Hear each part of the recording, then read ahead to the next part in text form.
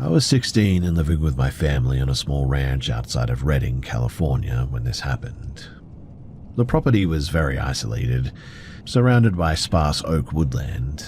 The nearest town was roughly 40 minutes away, which meant that we handled most problems ourselves. We raised goats and kept a small herd of cattle there, and it was a working environment for sure, and not a hobby farm. The first unusual thing occurred with the dogs. We had 3 ranch dogs that were trained to guard the animals and alert us to predators. They were reliable and they never panicked.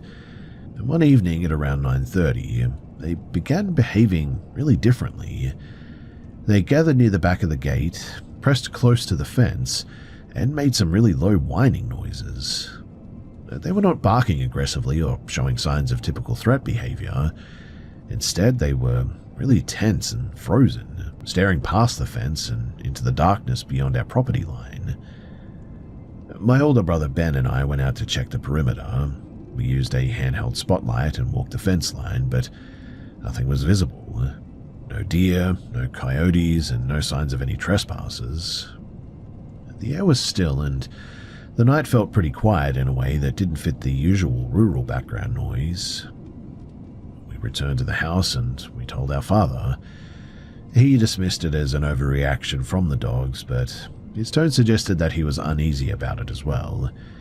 He told us not to mention it to our mother, who had been under stress due to a recent medical issue, and so we just sort of left it at that. Well, the next morning, Ben and I found tracks near the fence, which was odd. They were pretty large too, roughly canine in shape, but the stride pattern didn't match any animal that we knew of. The prints showed intermittent upright placement, as if something sometimes walked on 2 legs. The tracks led up to the fence and then paused and then sort of veered away into the scrub. We showed the prints to our father. He examined them quietly and told us again not to tell our mother. He didn't offer any explanation, but he did change the way that he moved around the property afterward, keeping closer to the house, and was sort of way more alert, I guess you could say. 2 days later, while repairing an irrigation line in the back pasture, we heard my mother's voice from the brush line and 20 meters away. She said, "Boys, are you out there?" Ben responded and the voice answered again, and it was close enough that we should have been able to see her, but we couldn't.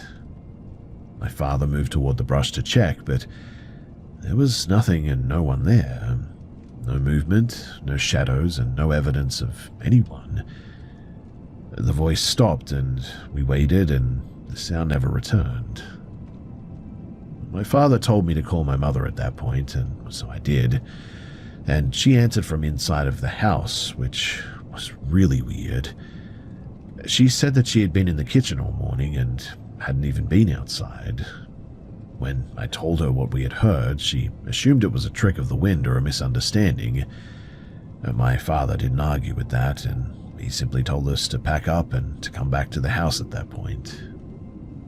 We didn't have a rational explanation for that, and the voice, it sounded just like her, but it was too clear and like the usual imperfections in her tone, I guess you could say.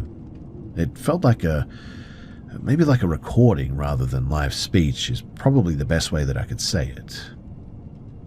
A week later, one of the goats, a large male named Samson, went missing. So we organized a search and took our father's rifle with us as a bit of a precaution. We followed the usual tracks and paths through the brush that we knew about, and about 30 minutes into the search, we noticed the environment changed. The birds suddenly went completely silent, and the usual insect noises was down to nothing.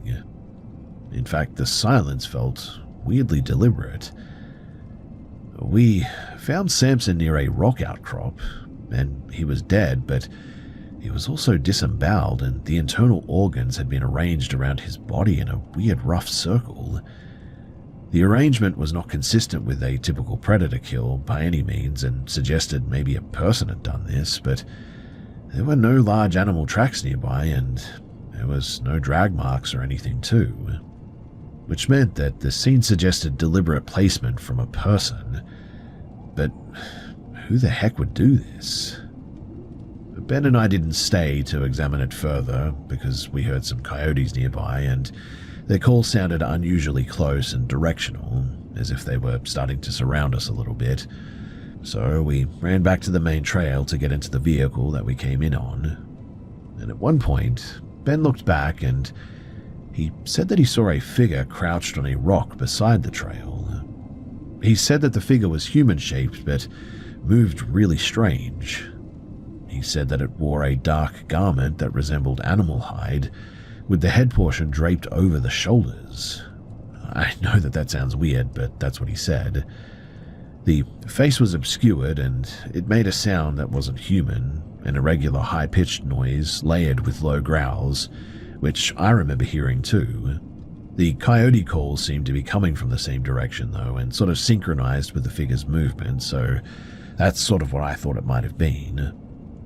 The figure though, it moved toward us in a way that did not match typical human movement.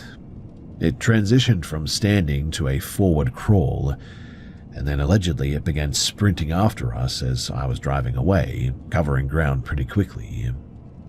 But Ben fired the rifle at it, which absolutely freaked me out and got me asking what he was shooting at.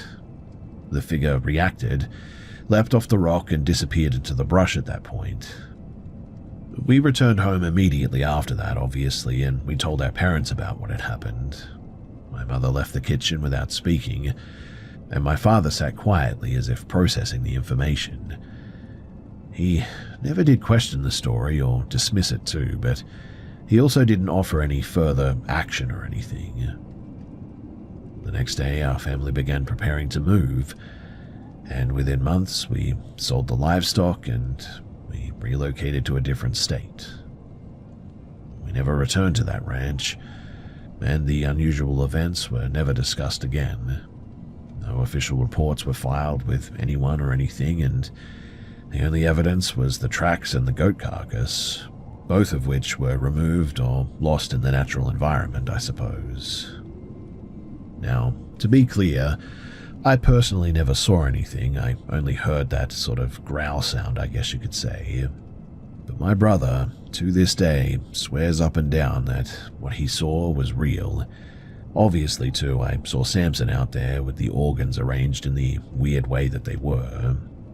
But my brother swears up and down that he's telling the truth and that he saw what he saw.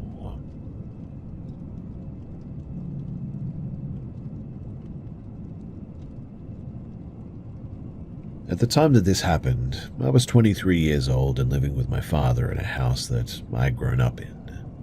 I was employed in rotating factory shifts and had no formal education beyond secondary school. My long-term goal was to move out, but I lacked direction and was managing ongoing mental health issues that were not being treated. My relationship with my father had been deteriorating for years by this point. He believed strongly in rigid life paths and dismissed any alternatives as irresponsible. Arguments were frequent and usually centered on independence, money, and perceived weakness. By early 2021, communication had practically reduced to confrontational exchanges alone, and the household environment had become pretty unstable. During this period, I was contacted by a woman named Rachel, who I dated briefly as a teenager.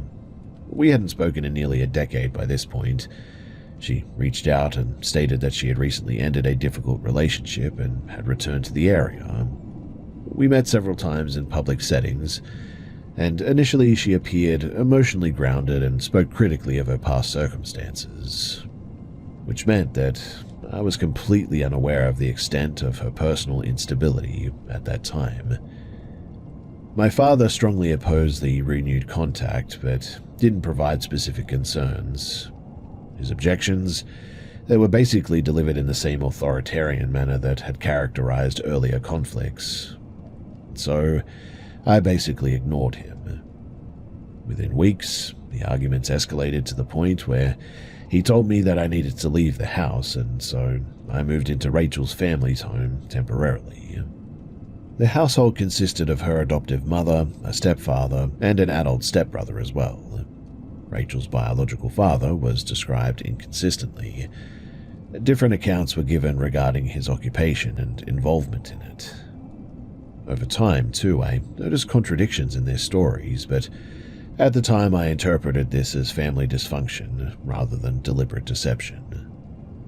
Over the following months, Rachel repeatedly initiated conflicts between me and other members of the household. Statements were misattributed, events were reframed, and private conversations were selectively relayed. Each dispute reinforced the idea that I was isolated and dependent upon her. I became increasingly disconnected from outside support, and so I began drinking pretty heavily. In late summer, Rachel claimed that she was pregnant and stated that leaving would have serious consequences. This information was presented alongside vague threats delivered by other household members. Around the same time, I was pressured into accepting a job through alleged connections that later proved fabricated. I worked briefly in a cold storage logistics facility, but was terminated after a workplace accident caused by inattention and exhaustion. By early autumn, Rachel abruptly left the household, though. When her absence forced direct communication among the remaining adults there, inconsistencies became impossible to ignore. There was a shared realization that much of the conflict had been orchestrated. I was encouraged to stay temporarily while arrangements were made for me to leave, and by this point, I was consuming alcohol daily and experienced persistent anxiety too. Eventually, though, I returned to my father's house in October. Contact with Rachel resumed intermittently through new phone numbers and social media accounts. I blocked each attempt. But then, the knife incident occurred about 3 weeks after my return. So one night, just after midnight, I stepped outside to take out some rubbish. The street was quiet that night, and as I approached the bins, I noticed a figure standing near the hedge, separating our property from the neighboring lot. Immediately, I noticed that the person was holding an object at their side. When I stopped, the individual stepped forward enough for me to see that the object was clearly a knife, a kitchen knife, held openly rather than concealed.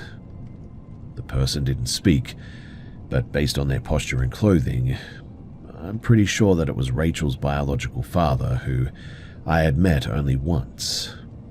I backed away toward the door without turning around. The individual took several steps forward, but didn't cross the property boundary. I entered the house, unlocked the door, and from an upstairs window, I observed him remain outside for about another 2 minutes before walking away down the street. No attempt was made to get inside or anything, and there was no further approach that night, but I did report the incident to the police, obviously. But in the end, they basically told me that there really wasn't much that they could do. I was advised to document further incidences and improve exterior lighting as well. And over the next month, there were no additional confrontations as far as I knew of. However, I did notice unfamiliar vehicles passing the house at really irregular hours. Whether these were connected remains uncertain to me, but this is a very quiet place, and it was weird to see that. By November, I ceased all contact entirely. I changed my phone number, closed social media accounts, and limited movement outside of work hours.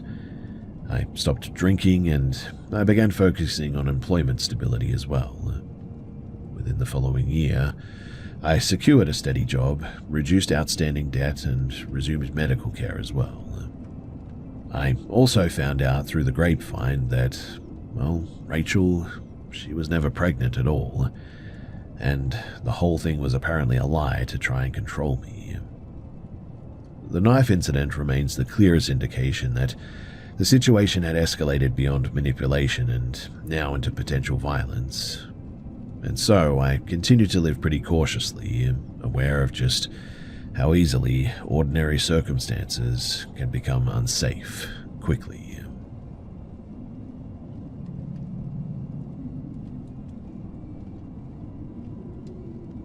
From the late 1990s through to the early 2010s, My family lived in a prefabricated home on the outskirts of a regional town in eastern Colorado. The house had been installed in the early 1980s and had not been significantly upgraded since then. The layout was linear. My bedroom was located at one extreme end of the structure, separated from the rest of the house by a long corridor that ran past the bedroom, kitchen, and the living area before reaching my parents' room. From the time that we moved in, my bedroom consistently registered colder than the rest of the house. This was noticeable year-round even, and not limited to the winter by any means. We attributed it to uneven insulation, or maybe airflow issues common in older manufactured homes. No one considered it unusual enough to investigate further, and so we just sort of let it be. Now, I was 15 when the incident that stands out most clearly occurred. I worked during the night without any obvious trigger and remained awake, just sort of lying there still. There was no noise, no visible light change, and no sense of urgency, just full alertness. After several minutes, I felt a distinct downward pressure at the foot of the bed, consistent with the mattress compressing as if weight had been applied. The sensation was localized and brief, but unmistakable. I didn't hear footsteps or see movement. I didn't sit up or turn over as well. I was aware that my bedroom door was closed, that my father was working a night shift, that my mother was asleep, and that my younger sibling would not have entered my room without waking me earlier. The house, though, it remained quiet. I didn't look toward the foot of the bed. My response was not panic in the dramatic sense too, but more like a controlled freeze, I guess you could say. Not that I was actually unable to move, but just that I just chose to do that. My heart was pounding and I began sweating though, and I remained awake until morning without moving from that position. Once daylight came, the sensation of threat dissipated entirely and the room felt ordinary again. Over the years, too, there were other incidents that, taken individually, seemed inconsequential. On several occasions, though, I heard my name spoken clearly from somewhere inside of the house. Each time, I assumed it was my mother calling me, but when I responded verbally and checked, no one had called out. These events were sporadic and never happened in quick succession, mind you, and my mother independently reported hearing movement in the hallway late at night often, specifically the sound pattern associated with somebody walking from the kitchen all the way toward the end of the house. She mentioned it more than once, usually in passing, and didn't express fear and only really confusion. Well, we moved out of the house in 2012, and no similar experiences followed in later homes. However, I do continue to have reoccurring dreams involving this specific layout of that house. In the dreams, I avoid entering my old bedroom, and when I do, the emotional response is immediate and disproportionate to the setting. There's no event that occurs in the dream, mind you. It's just that the discomfort is tied only to being in that space for some reason. The consistency of the details, particularly the physical sensation during that night, has kept the memory intact for me in a way that few others from that period have remained. And so I don't know if these dreams mean anything, or if it's just something that has stayed with me because of just how frightening that night really was.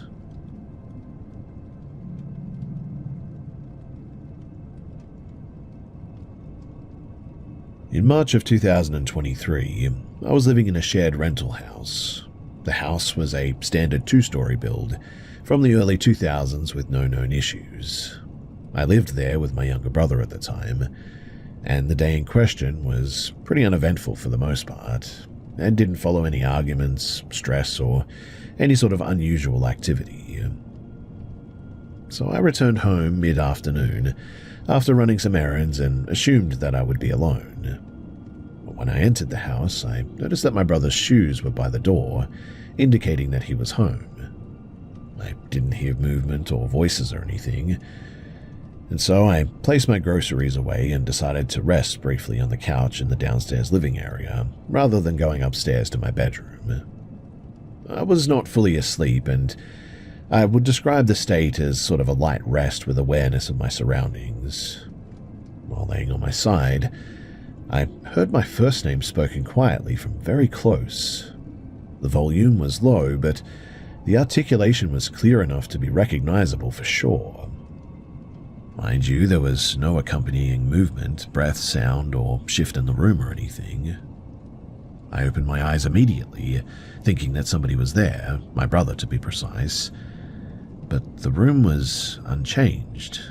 Nobody was present.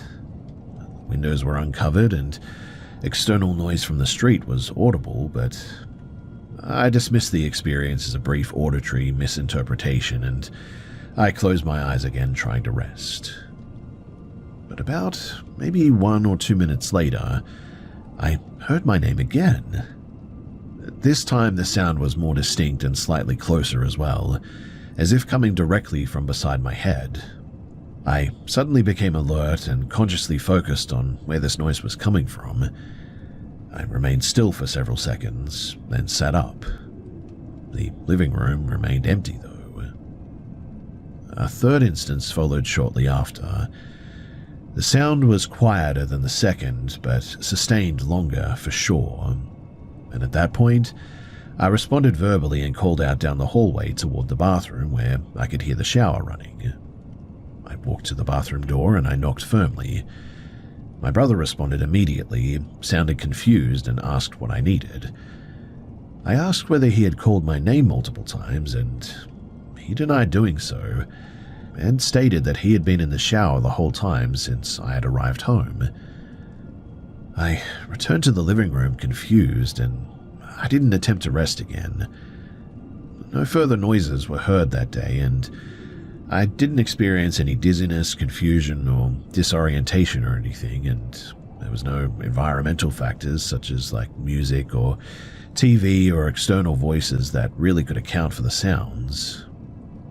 But since that incident, I haven't experienced a repeat of the event in that house or anywhere else. And while I've never been one to believe in ghosts or anything, this whole situation is really hard to shake off as just a nothing burger. I am not so sure about what I believe these days after this. The whole thing really shook me, and I know that I heard my name called.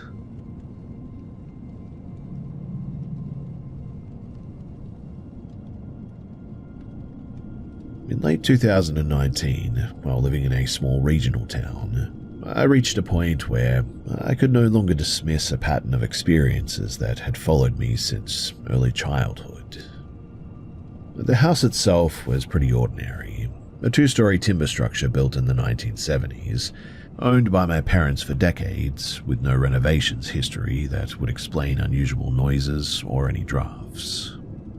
What changed was not the house, though, but instead my response to what I had been experiencing inside of it. Growing up, unexplained sounds were pretty common in this place. These included footfalls in empty hallways, tapping sounds on internal walls, and occasional knocks that could not be traced to plumbing or animals or anything.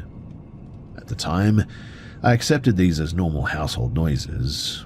My sister reported similar observations too, but neither of us framed them as anything significant. We were not particularly close growing up, and we didn't compare experiences in detail at all. And so separately, I developed a persistent sense of being observed while alone in this house. This sensation was not accompanied by fear, well, at least during my early years, and didn't interfere with daily functioning at all. Over time, however, the quality of the feeling shifted for sure. By my late teens, it became intrusive and physically uncomfortable rather than neutral or reassuring. Sleep, well, that was a consistent issue. I experienced unusually vivid dreams from a young age.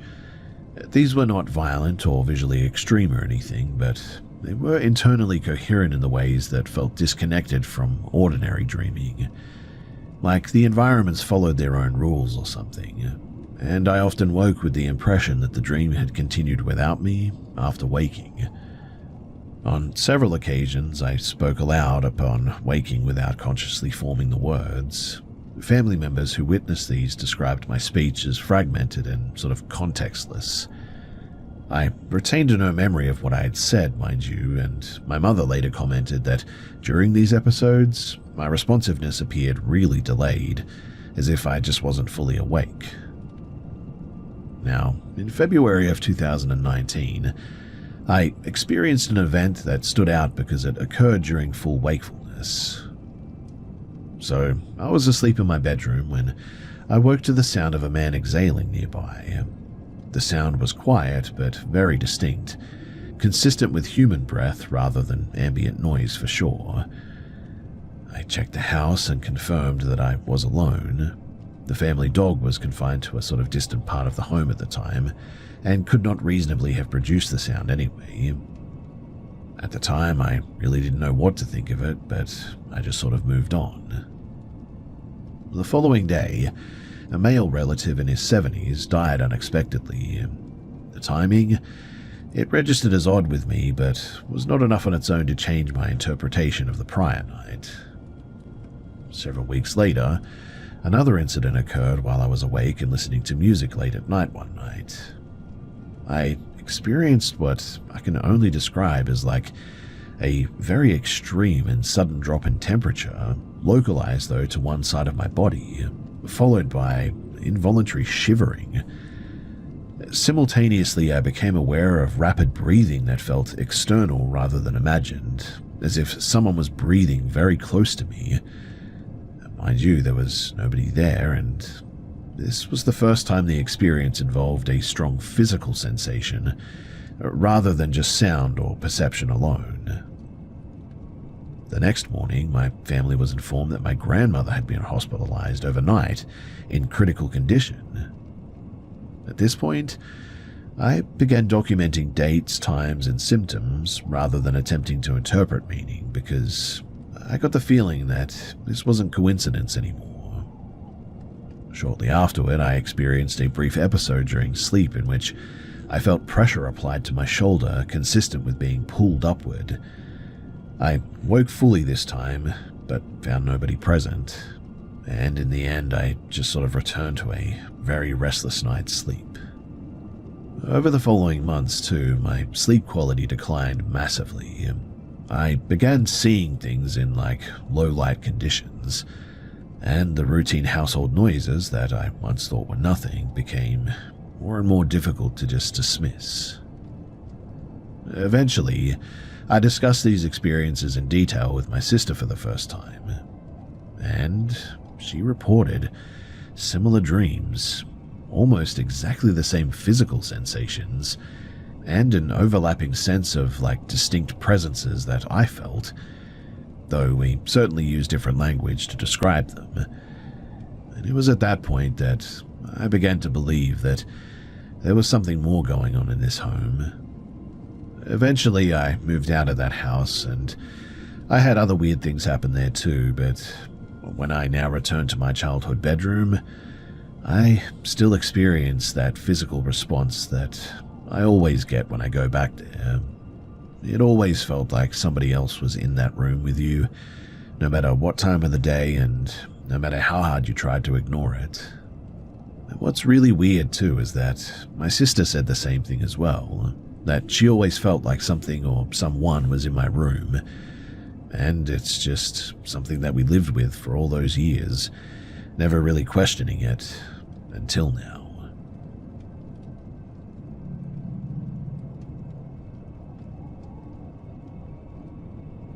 Back in March of 2022, I was living with my parents in a recently built house on the outskirts of a rural area in eastern Alberta, Canada. The development was pretty sparse, large wooded lots, separated by long gravel driveways, and wildlife activity that was common there. Coyotes, deer, and small mammals regularly moved through the property, especially at night. Because of the isolation too, I think we had developed pretty lax security habits. Vehicles were often left unlocked there, and exterior doors were rarely deadbolted, unless we were away for several days, that is. The routine changed without discussion. and over the course of about a week, I noticed that the exterior doors were constantly locked by early morning. The deadbolt was always engaged, and the motion sensor lights along the rear of the house were being manually checked all the time. On multiple nights, my father used a high-power torch to scan the tree line behind the house after hearing noises, apparently. When I asked what prompted the change, I was told that it was simply better practice, and the conversation ended there. At the same time, too, my sleep had become pretty fragmented. I was waking almost every night between 2:30 and 4 in the morning, regardless of when I went to bed. I wasn't experiencing any panic upon waking or anything, but I rarely returned to sleep afterward as well. Over several weeks, this resulted in cumulative fatigue and difficulty concentrating throughout the day.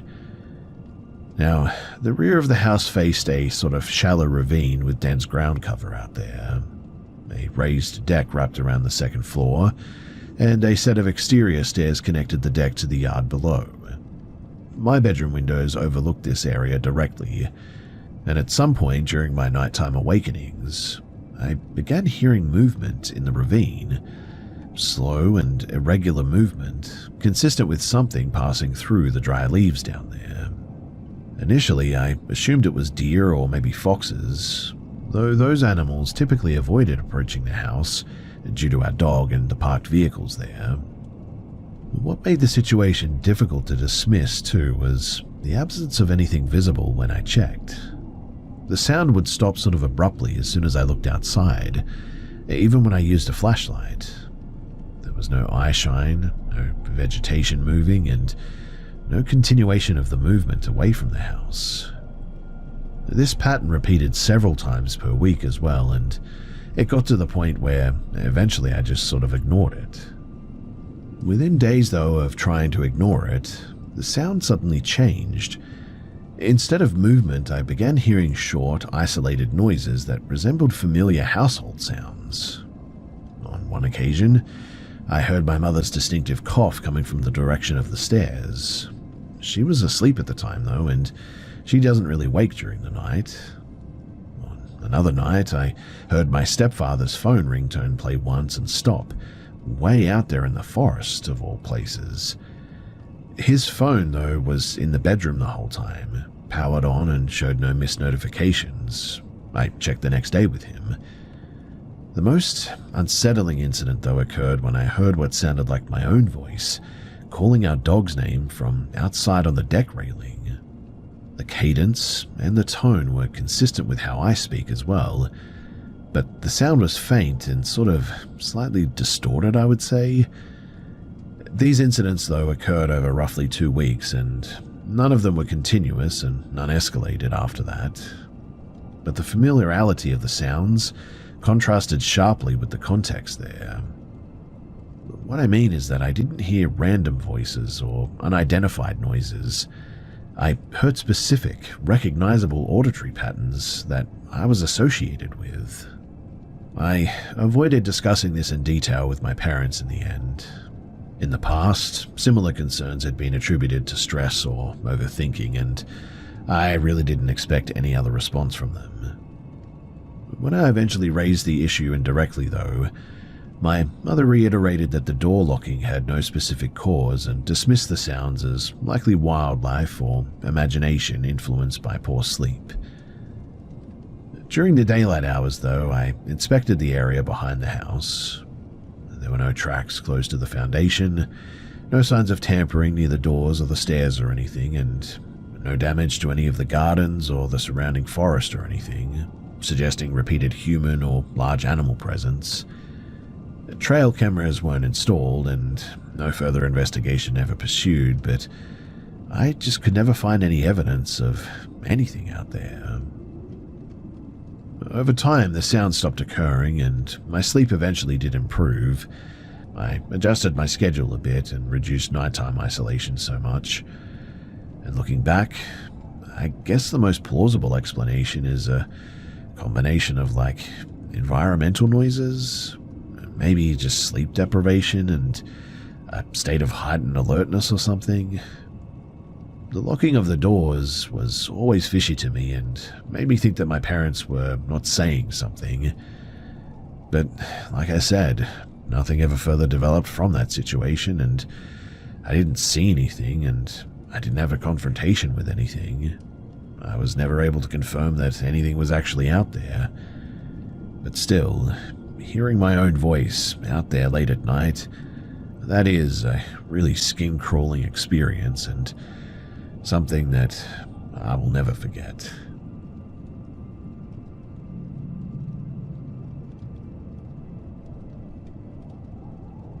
Some years back, my family took a guided night tour of the Eastern State Penitentiary in Philadelphia. That prison, it had been closed for decades and operated as a historical site with occasional after-dark tours marketed toward paranormal enthusiasts. I had done the same tour twice before without any notable experiences. This time, however, something happened that I could not explain with normal logic. So the building that we were in was the cell block known as the cell house, which had a central corridor with cells on both sides and a mezzanine level above. The tour group, it moved through the corridors in small clusters, with the guide pausing to discuss the prison's history from time to time. I separated from my family for a short period to inspect one of the cells on the ground level that was marked with a number that I found significant. I went inside, and obviously I found it pretty empty, but I didn't notice another person until after I had already stepped back out. A woman from the tour group was sitting in a chair inside of the same cell. She had a small electronic device on her lap that was emanating intermittent lights. She was still and appeared to be focused on recording. I apologized at the time for entering the cell and moved out, expecting her to remain where she was. I stood in the corridor for a moment, and then began walking back down toward the center of the cell block to rejoin my family. But before I could take even 3 steps, I glanced back at the cell, and that's when I noticed that it was empty. I returned to confirm, and the chair was cold to the touch, but there was no sign that anyone had been there recently. I remember rationalizing at the time that she must have left quickly without me seeing her, possibly moving through the crowd or something. But then, as I moved toward the stairs leading to the mezzanine, the same woman appeared, walking down the stairwell. She was coming from the opposite side of the cell block, and she looked as surprised as I felt. I asked her directly if she'd been sitting in that cell just a moment earlier. She said no. She stated that she had been on the upper level for at least 20 minutes. We both paused, exchanged a brief look, and then moved away from each other for the rest of the tour. After the tour ended, I could not stop this shaking that I was feeling. The experience just didn't fit any normal explanation. I mean, if she had been sitting in that cell, then I would have seen her there. But if she had been on the upper level, then I wouldn't. It created a contradiction that I just couldn't resolve with a standard explanation like crowd movement or mistaken identity or something like that. I left the site and searched online for similar incidences, and I found references to a concept at the time that I'd never heard of but was called doppelgangers, an identical double that appears without explanation. The information that I found was not scientific by any means, but it did match the structure of what had happened to me. A person seen in one place and then confirmed to have been elsewhere, and I know that I saw them. I never did say anything to the tour operators, and I didn't seek out any additional paranormal investigation after that. I also didn't experience anything after that. It was just that one incident. In the months that followed, I did do some research, but again, I just haven't been able to come up with an explanation for how this is even possible. Which means that, to me at least, the incident remains unresolved, and I cannot figure out for the life of me how the heck she was in 2 places at once.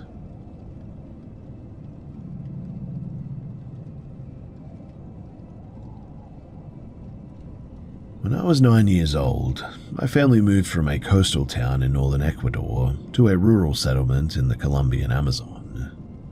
The house we rented was a raised wooden structure with a wide back platform that overlooked a slow-moving section of the river. There was no electricity, and the only light at night came from oil lamps and the occasional lightning strike. The river was part of the local economy there, though, but it was also pretty dangerous. My mother repeatedly told me not to go near the water alone because of the caimans and the strong current. During the afternoons, I would often spend time on the platform watching that river. It was one of the few activities available to a child in that area, to be honest. The river was always moving and always changing, and I would stand for long periods simply observing the flow. One afternoon I was on the platform too when I became aware of a presence behind me. I turned and I saw 6 children standing in a line just feet away from me. They were all very pale with light hair and light eyes, and none of them were wearing any clothes. That detail was the first thing that registered as abnormal because I had never seen children like that in the village, and the only people who were normally around were locals or workers from nearby settlements. There were really no foreign visitors here, and there were certainly no blonde children. The children didn't speak, and they simply sort of just stood there looking at me, and then began to move in a circle. I felt no immediate fear, and I was a kid and their presence felt sort of neutral and non-threatening. I started to join them, and for a short period we sort of ran in a circle together. I remember placing my hands on the shoulders of the child in front of me and feeling their skin. There was no difference between them and any other child in terms of physical contact. They didn't react when I touched them, but neither did they resist or anything. After a few minutes, the group stopped moving and they all turned their heads to one side simultaneously, as if they had detected something that I couldn't. I followed their gaze and saw what appeared to be an oval-shaped opening in the air, like a dark patch that had not been there before. The opening was not sharp-edged, and I struggled to describe it at the time, but now I can say that it looked a lot like a portal. It genuinely looked like a tear through space itself right in front of me. And one by one, the children walked toward the opening and stepped through it. I was at the end of the line and moved forward to follow, but just as I reached the edge, the opening just suddenly closed, and it shut in a way that was sudden and just complete, leaving no gap. I was left standing there, alone on the platform, wondering if what I had just experienced was even real. I called out for the children, but there was no response. I remember waiting for several minutes, running around the platform in circles, hoping that they would return, but they never did.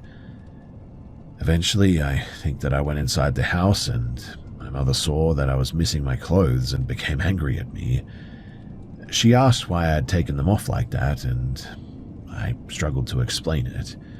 I just didn't really have the words at the time, and I think I remember saying that there were kids out there and I was playing with them, but she didn't believe me. For the next few years, I didn't think about that incident too much. I mean, it certainly stayed in my memory, but it didn't feel like something that required an explanation. The event only resurfaced when I was older and began reading about unusual encounters. I had access to an encyclopedia set in the Bronx at the time and would read for hours. And in the section on classical sculpture, I saw images of child figures with similar physical traits to the children that I had seen. Pale skin, light hair, no clothing, and that visual similarity made the memory feel more concrete. So later, I read a book on alleged encounters with non-human entities that described Nordic beings with similar physical characteristics. The book suggested that these things appeared in remote areas and were often mistaken for human children because of their appearance, which certainly matched up with my experience. And while I don't claim to really know what happened that day, I'm also convinced that I saw those children, but they were there and they were real. I mean, I even touched one. Again, I really don't know how to explain it, but I do know that something happened that didn't fit any ordinary explanation, and the memory has remained consistent over decades now. What I mean by that is that I'm not misremembering anything, and the details are very clear to me. I don't know what the conclusion is to all of this, or what any of this means, but I will never forget those children, and also the portal that they went through.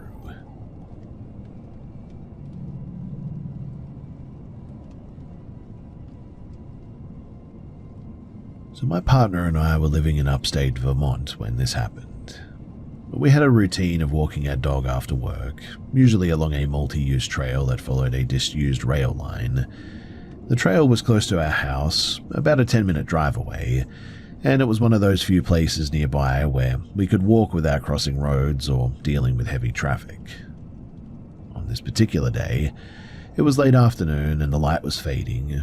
The trail had some solar-powered lights installed at regular intervals, but they were pretty dim, and the area between them was noticeably darker too.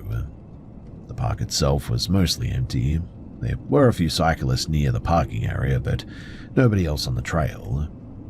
We were about 30 minutes into the walk when I started to feel like someone was watching us. It was a subtle sensation, but it made me stop and sort of look ahead for a little bit. And about 25 meters in front of us, between two pine trees, there was an object that didn't fit the environment. It was a white, featureless shape, floating about 1.5 meters above the ground.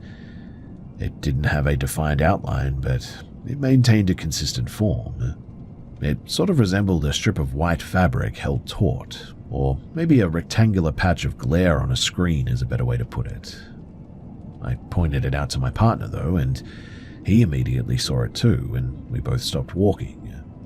The object remained in place for roughly 10 seconds, then it shifted position in a way that suggested deliberate movement. It moved laterally behind a tree and paused, then reappeared briefly at the edge of the tree's trunk. The motion was not like anything that we had ever seen before. There was no visible mechanism, no branches moving, no animal-like motion. It was simply a white mass that appeared to change location. Our dog noticed the movement though too, but he didn't react aggressively. He sort of looked toward the shape, then looked back at us, clearly confused, and then continued to stand still. The lack of reaction from the dog made the situation feel even more unsettling in a way though, because we expected him to either bark or maybe pull toward it or something. After the object moved behind the tree, it didn't reappear after that. The moment it moved, my body responded as if a threat had been confirmed though, and my partner and I began walking back quickly and then started jogging even, and eventually we found ourselves running back toward the parking lot. We didn't talk much on the way back, and I think we were both sort of processing what we had just seen, but when we reached the car, we sat inside for a few minutes before leaving. And that's when we noticed that apparently we had been gone for about 3 hours, which made absolutely no sense to us.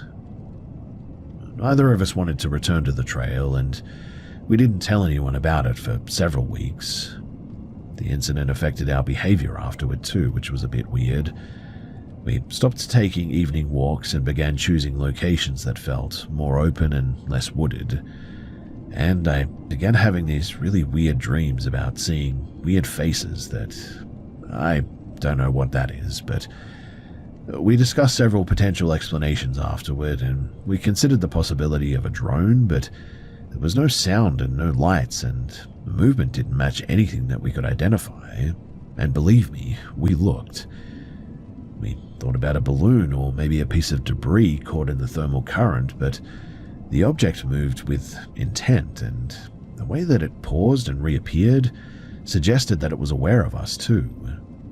We also considered that it could have been a trick of the light, I suppose, maybe like an optical illusion caused by dim lighting and maybe the contrast between the white object and the dark forest.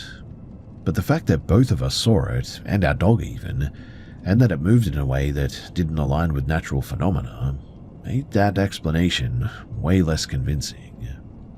We never did return to that trail at dusk, and eventually the dreams stopped, which I was thankful for, but I really don't know what that was. And I also just don't know how to explain how we were gone for that long when the most we could have been gone for really was maybe 20 minutes at most. And so, where did all that time go?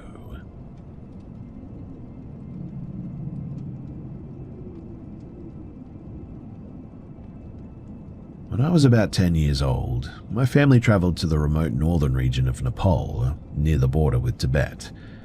We were staying with some relatives in a small village built on the side of a mountain there.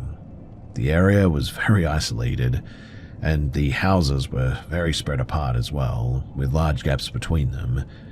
There were no streetlights there, no nearby towns, and the sky, the night sky that is, was so completely dark that you could basically see every star out there. That was something that I never forgot, and was truly amazing at the time to me. We had been there for a few days as well, and my sleep had been unusually deep, and I was adjusting quickly to the altitude.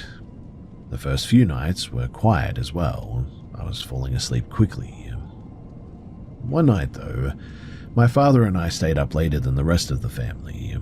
My sister had already gone to bed, and it must have been around 11:30 when my dad suggested that we step outside to look at the stars one more time. He knew that I was interested in astronomy, and this was one of the few places that I had ever been where the sky was clear enough to see constellations without light pollution like this. We walked a short distance away from the house to avoid the light from the doorway, and the path led toward a sort of small clearing area with low shrubs on either side. The ground sloped sharply downward beyond the clearing, creating a sort of drop-off, and we stopped about 2 meters from the edge for safety. It was very quiet. There was no wind, no insects, no distant animal sounds. In fact, the lack of the ambient noise felt a bit weird. I remember that, but I didn't fully process it at the time. I was so focused on the stars in the sky. My father had a small flashlight to guide us out there, and we were about halfway between the house and the edge when we heard movement in the bushes to our right. My dad immediately turned the flashlight in that direction, and a dog-like animal suddenly stepped into the light. At first glance, it looked like a stray dog, but something about its shape was wrong. The face was the first thing that made me very uneasy. The eyes were dark and matte with no reflective shine. They appeared as empty voids rather than eyes, really, and the animal held its head at a really weird angle, staring directly at me without blinking. The body didn't match any dog that I had ever seen before. What I mean is that the legs were longer than normal, way longer, and the joints seemed higher up than they should have been, and there were more of them too. The fur looked slick but didn't appear to be wet, and the neck was unusually long. The animal's posture felt really weird too. I didn't immediately recognize it as dangerous. I mean, I was a kid and I'd grown up around stray dogs in urban India. My instinct was to approach and pet it, and so I stepped forward and extended my hand, but my father grabbed my shoulder firmly and whispered for me to stop. At first, I assumed he was being overly cautious because this dog might be wild or rabid, but his face told me otherwise. He looked tense and scared, and he didn't speak loudly, but his body language made it clear that he was serious. He said to me, "Don't touch it." I looked back at the animal, and it moved a small step forward, but it didn't run. It simply shifted its position slightly, while keeping its gaze completely fixed on me. That intensity of that stare made my skin suddenly go cold too. It didn't look like an animal that was about to flee. Instead, it looked like it was sort of evaluating me and my father. My father switched off the flashlight, and the darkness returned immediately. the animal, or whatever it was, it disappeared as soon as the light went out too. There was no sound of it moving through the bushes, no rustling and no snapping of branches. In fact, I remember thinking at the time how weird it was that it simply just vanished like that. We stood still for several minutes after that. I guess my father was expecting the animal to reappear or to move away into the darkness, but nothing happened. But there was really nowhere for it to go, and at the time I remember thinking that this was weird. The mountain slope behind us was steep and rocky, and the shrubs were dense, and there was no clear path for an animal to escape silently. After a moment or two, my father quickly led me back toward the house without speaking. He didn't explain what we had seen, and he didn't mention it again that night. The rest of the family didn't notice anything unusual, too. The next day, I felt physically really unwell, too. I had a headache and nausea, which I attributed to the altitude and the lack of oxygen. I didn't connect it to the encounter until much later. Several days later, I learned something about that area that made the incident more concerning, I guess you could say. The locals mentioned that strange animals had been seen near the village, but that they didn't talk about it openly for some reason too. My father also stopped taking late-night walks after that, and he became more cautious about leaving the house after dark as well, and seemed to be really vigilant around us kids. We never did see anything again, and I didn't tell anyone at the time because I assumed that they would have dismissed me or treated me as a child with a child's imagination. And so, in the end, I just sort of kept the memory to myself and occasionally mentioned it to my dad. Years later, though, I started to question what it could have been. I mean, the most reasonable explanation that I could find is that it was a stray dog with a medical condition or a deformity or something. Maybe it was a wild animal that was common in that region, although I never could find anything that matched the description. Also, the behavior of the animal and the fact that it disappeared without making any sound, well, that always seemed a bit weird to me.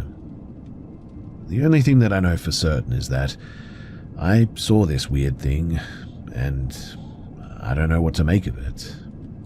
It vanished without making noise when the light was removed, and the experience changed how I viewed that environment and made me way more cautious for the remainder of my trip there. I still don't know what it was, and I have no reason to claim that it was like a ghost dog or anything like that. I only know that it was real enough to affect me for years afterward, and my father, who also saw it.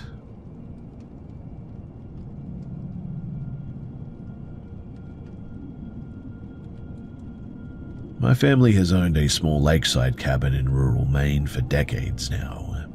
It's the kind of place where the nearest neighbor, well, it's a long walk away, and the only real sounds at night are the wind through the pines and the occasional loons on the water. We've always treated it like a safe, quiet retreat for the most part. Last summer, I stayed there with my cousins again. The cabin itself only has a couple of bedrooms, so we built a small separate sleeping area behind it. We call it the sleep shed, and it's basically a tiny insulated room with a bed, a small window, and a door that faces the driveway. We use it only during the summer months, and we lock the door at night, even though we don't usually worry about security there. Now, I'd been sleeping in the sleep shed with my younger cousin, and I woke up earlier than her. It was still early morning, but light enough to see outside at this stage. I remember thinking that it was pretty strange because I hadn't been awake that early in years. So I lay there for a few minutes trying to go back to sleep when I heard footsteps. At first, I assumed it was something or someone walking along the driveway, and maybe one of my family members going to get something. But the sound didn't move away from the shed. It circled around it. The steps, they were heavy and deliberate, and they had a distinct sound that I associated with hard-soled shoes on loose gravel. The footsteps went around the shed once, then twice, then kept going. The sound wasn't fading, it just kept coming. It sounded like someone was deliberately walking around the sleep shed, staying close to the building and not moving away. I sat up and looked out the window. The sleep shed faces the driveway and I could see the gravel clearly. I expected to see a person's head or a silhouette as they passed by. I waited for a long time, in fact, but nothing ever appeared. No shadow, no movement, and no figure. The steps continued and I started to feel a real sense of exposure, like I was being watched and there was no place to hide. I didn't want to wake my cousin, so I stayed still for as long as I could, and eventually I decided to call out for my dad. I crawled out of my bed, grabbed my phone, and I dialed him. My cousin woke up at that moment and asked what was wrong too. I told her what I was hearing, and she didn't seem alarmed at first, which made me even more nervous, to be honest. She looked at me like I was overreacting, and that certainly didn't help, so I kept listening. My dad, he came out a few minutes later. He walked around the outside of the sleep shed and listened for a bit. He didn't hear anything after a while and told me that it was probably an animal. He didn't seem worried at all, and he didn't think that there was anything to be afraid of. But that's when I started questioning that explanation. You see, animals don't walk in circles around a small building like that, and even if they did, their footsteps wouldn't sound like shoes. Deer, they have soft feet, and they move really quietly. Raccoons, foxes, and other animals that might be in the area, they don't make heavy, consistent footsteps like that. If it were a human, I should have seen something out of the window at least, or maybe even at least heard a voice or seen a shadow or something. But the noise went on for at least 10 minutes. It didn't stop abruptly, too. It just faded slowly. When it ended, there was no sound of someone leaving the area as well, like no vehicle or no running away and no breaking branches or anything like that. Just, well, silence. My dad eventually went back inside and I just tried to calm down. My cousin, they went back to sleep and I stayed awake for the rest of the morning trying to rationalize what had just happened. Later that day, I asked my dad if he remembered anything else about that morning, and he said that he didn't hear anything unusual and that he thought that I was just scared because I was alone. He told me to forget about it and just focus on the day and not to worry too much. So I tried to do that, but really I just couldn't. The memory just kept coming back to me, the way the footsteps moved, the fact that they didn't sound like an animal, the fact that I couldn't see anyone. Over the next few days, I kept thinking about it too. I started looking for logical explanations. One idea was that it could have been a neighbor walking their dog, or maybe a hiker or someone checking the property, I suppose. But there was no sign of anyone. No car tracks, no voices, no evidence that anyone was even near the cabin.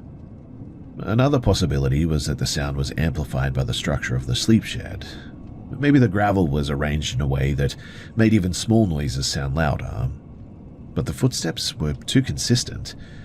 It wasn't random and it was way too deliberate. The only thing that made sense to me was that someone was walking around the sleep shed. But why would they do that without being seen? Why would they keep circling, and why would they not make any other noise as well? I asked other family members if they had ever experienced anything similar at the cabin. They said no. They didn't believe me either. Some even said that I was making it up to be dramatic. I don't think that I'm the kind of person who imagines things, though, and I'm not usually scared of the woods or being alone at all. I've been around my cabin my whole life, but this incident, well, it just felt different. It felt intentional, like someone or something wanted to let me know that it was there. I never saw anyone, but I certainly felt like I was being observed, and I think that's what bothered me most. Anyway, a few weeks later, I noticed something else. The lock on the sleep shed door, it was slightly loose. It wasn't broken, but it looked like it had been used recently. The lock had never been like that before, but my dad insisted that it was just old and that the humidity could have caused it, but it made me think. If someone had been circling the sleep shed, perhaps they had tried the door at some point. Perhaps they were checking to see if it was locked, and maybe they were looking for someone inside or something. I never did mention this to my family because I didn't want to cause panic or be accused of making things up or anything. But I started sleeping with the door locked and the window covered. I also started keeping my phone nearby and staying awake longer at night. Now, I'm not sure what I heard that morning. I obviously don't have any proof or anything. I don't have any evidence even. I only really have the memory of the sound and the feeling of being watched. But someone out there at that time of the morning on private property, they cannot be up to anything good, right? The incident has stayed with me all these years, and it's always changed how I feel about being alone in remote areas. In fact, I never assume the woods are safe anymore. But while I don't know if it was a person, an animal, or something else, something tells me that it was a person, and that they were up to no good.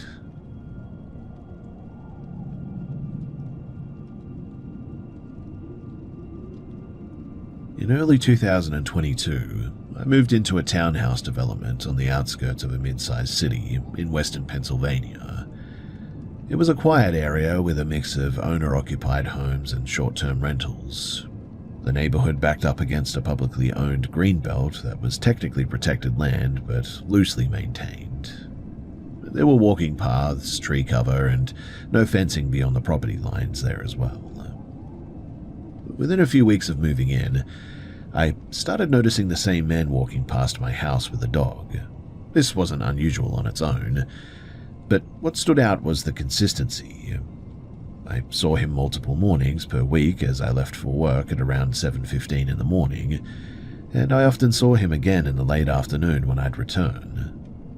He appeared to be in his late 50s or early 60s, average height, average build.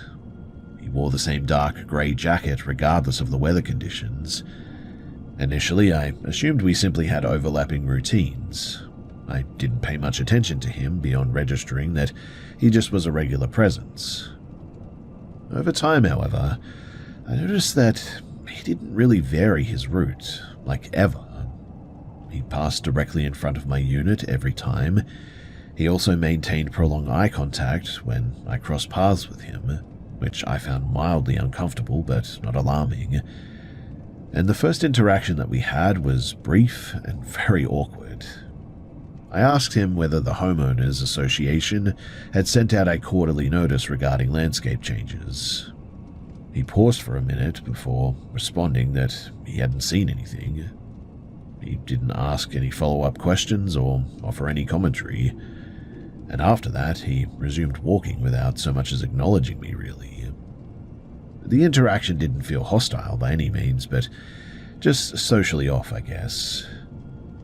Anyway, by the end of the year, I was seeing him daily at this stage. In February of 2023, my partner moved out following a separation as well, and this left me living alone for the first time in several years. Around that same period as well, my mother stayed with me temporarily during the weekdays while I was at work. She independently noticed the man as well, and commented on how often he passed the house. She also noted that he never spoke and that his attention seemed fixed rather than casual.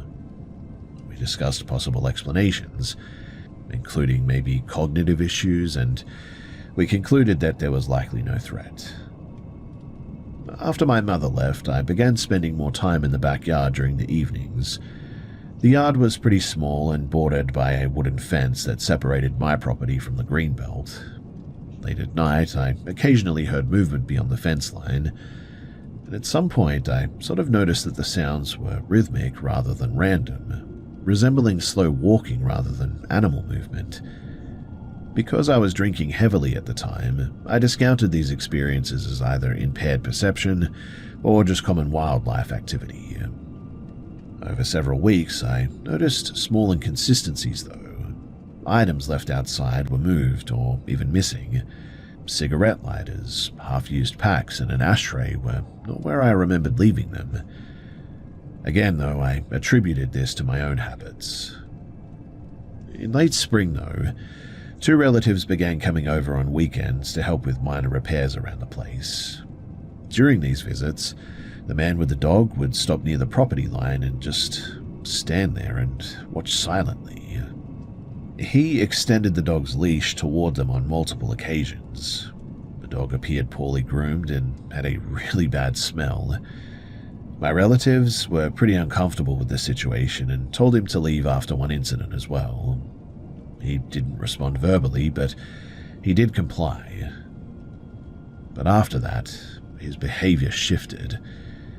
He continued walking past the house, but now stopped outright when I arrived or departed, turning his body to track my movement. This was not fleeting attention by any means as well.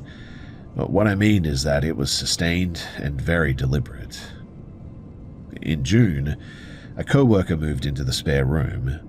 She worked a different schedule, though, at the time, and independently reported seeing the man multiple times per day. She also noted that he positioned himself near the property at predictable hours. She initially interacted with the dog, but stopped eventually due to discomfort. After that, she reported that the man's demeanor became noticeably hostile as well, though still silent. The event that changed my interpretation, though, that occurred in late July. So while driving home one day, I saw the man leave the sidewalk near the neighborhood entrance and enter into the tree line leading into the greenbelt. He didn't appear to be following a marked trail or anything, and this reframed everything for me. The constant presence, the odor, the timing, the lack of social interaction, and the unexplained activity behind my fence began to align into a single hypothesis. The man was not merely walking his dog. He was spending extended time in the wooded area directly behind my property for who knows what reason. At the time, the adjacent unit to my house was vacant. It had been empty for months, in fact, and I realized that I first noticed the man shortly after the previous tenants moved out. I then began planning to install motion-activated cameras facing the rear fence line. But before I could do so, the vacant unit was rented. A family moved in, including children and a dog. The day that the moving truck arrived was the final time that I saw the man walking past my house, because after that, I never did see him again. Weeks later, though, I spoke casually with the new neighbors, and I asked whether they had found anything unusual behind their yard while clearing brush. And they mentioned discarded items, but didn't really elaborate too much. I didn't press the issue at the time, too. I lived in that house for over 2 more years, and there were no further incidences, no footsteps, no sightings, no missing items, and I never did see the man again. I don't know whether the man was living in the Greenbelt, using it as a temporary shelter, or simply spending large amounts of time there, perhaps watching me or something. I have no proof that he ever entered my property. I also have no direct evidence that his presence was criminal, but still, with everything that happened, it definitely seems suspicious. Especially because once the conditions changed, well, I never did see him again. That was enough for me to conclude that what I experienced was not random and that this guy was probably stalking me. And so, after a little over 2 more years of living there, eventually I moved out.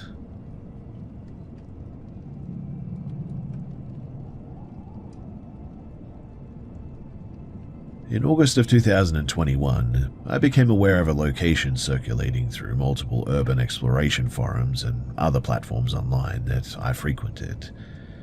The posts all referenced the same structure, a vacant industrial building on the outskirts of Tacoma, Washington. The primary point of interest was a large suspended figure inside of the building. I recognized the character immediately. I had played the game extensively as a teenager, and the idea of a full-scale physical version stood out enough to me that I followed several of the accounts sharing footage. The videos were short and inconsistent, often filmed at odd angles. None of them showed much of the surrounding environment or explained why the installation even existed. But after sending a private message to one of the posters, I received directions rather than a formal address. The location was described relative to an old freight spur and a disused access road. I shared the information with a friend who was pretty familiar with the game as well, and so we agreed to visit during the daylight hours.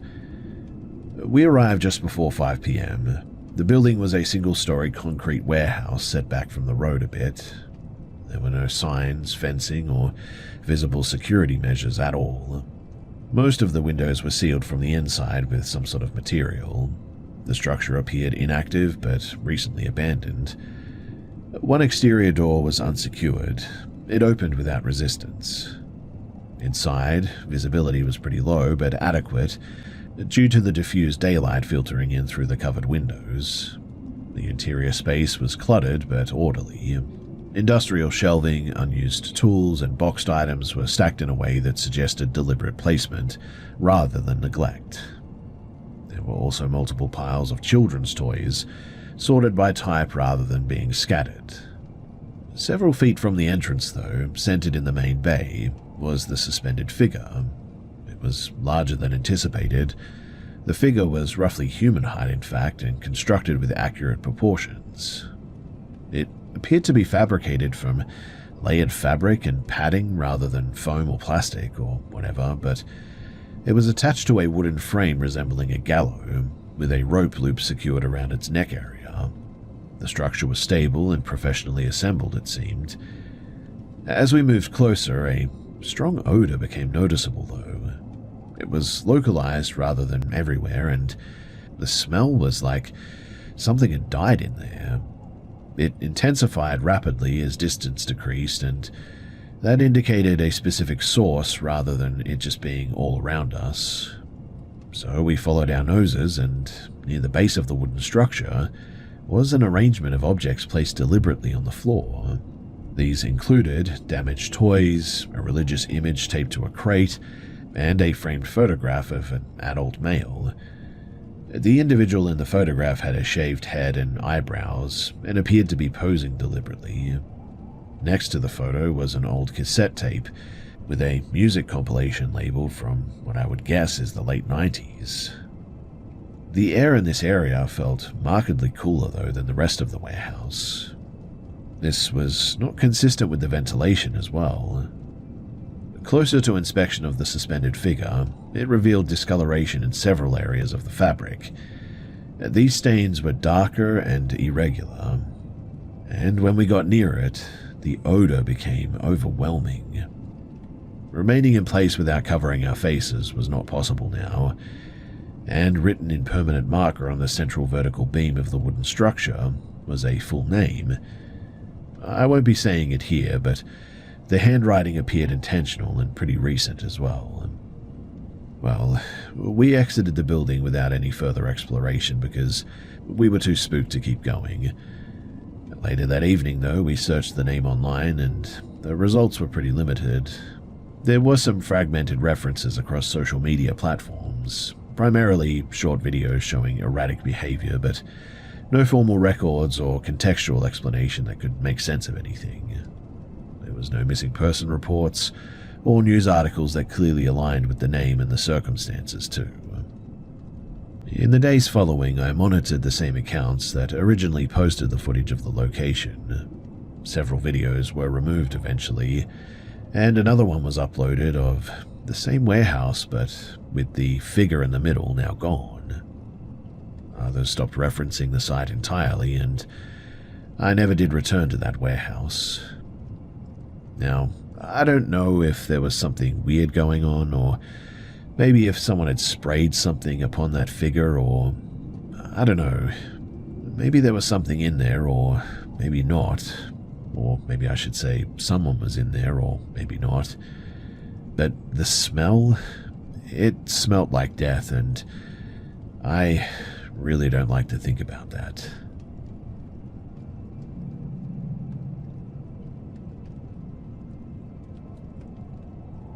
I was just under 13 years old when this happened, living in a mid-sized residential town outside of a major city.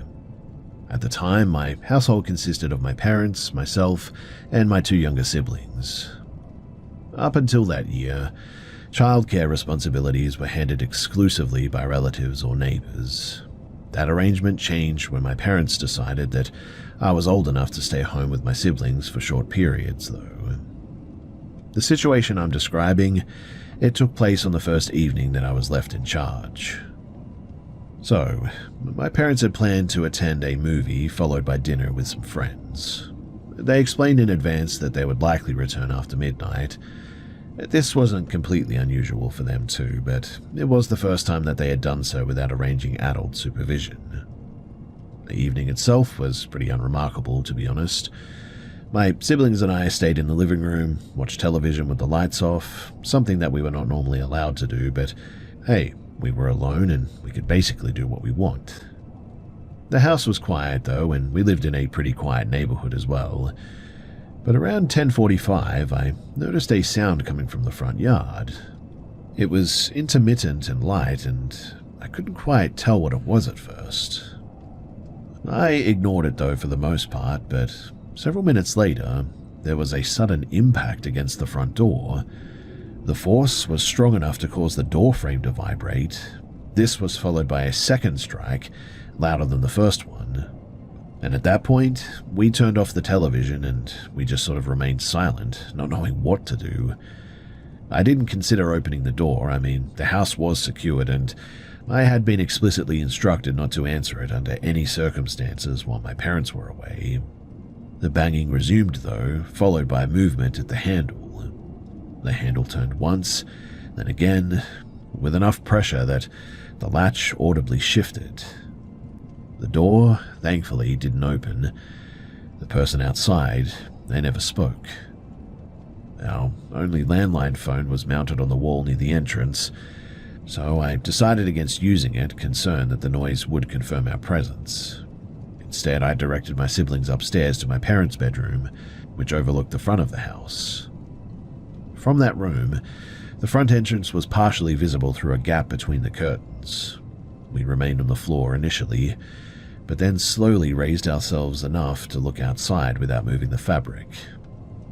Standing on the front path was an adult male, likely elderly based on posture and build, and he was facing the house directly.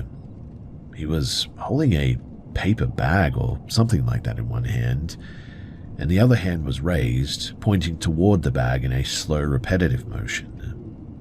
He never attempted to hide himself, nor did he move toward or away from the house while we were watching him.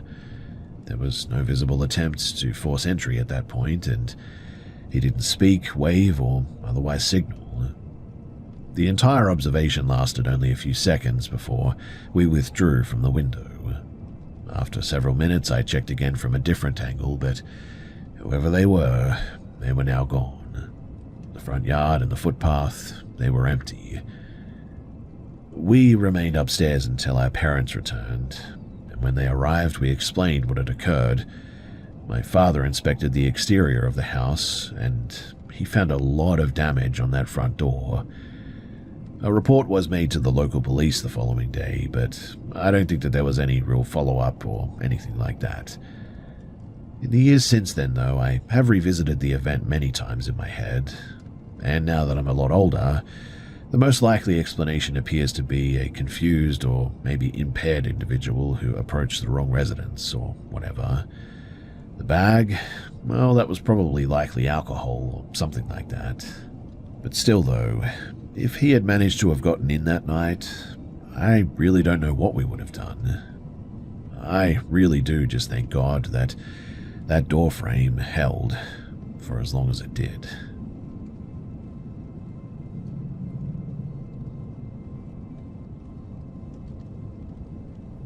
So I was in my second year of university, living as a student, alone in a subsidized apartment complex. I was 22 years old and working part-time while attending evening classes. My housing choice was driven by cost and also proximity to public transportation rather than comfort or security. The building itself, it was aging, with shared hallways, minimal access control, and on-site security that functioned primarily during peak hours only. The day the incident occurred followed a modified version of my usual schedule. A technical issue at my workplace caused an early closure in the afternoon, which meant that I returned home several hours earlier than normal. After a brief stop at my apartment, I left again to attend classes and later visit a friend. I returned to my building close to 10:30 using a rideshare service, as I generally avoided public transport late at night as much as I could. While entering the building, I noticed an unfamiliar man seated near the stairwell on the ground floor. He wasn't interacting with anyone and wasn't dressed in a way that suggested that he worked there. I didn't engage with him and just assumed that he was either waiting for somebody who lived there or passing time. Things like this were not completely unusual in this place, but I locked my apartment door upon entering, prepared a simple meal, and spent the next hour watching some TV.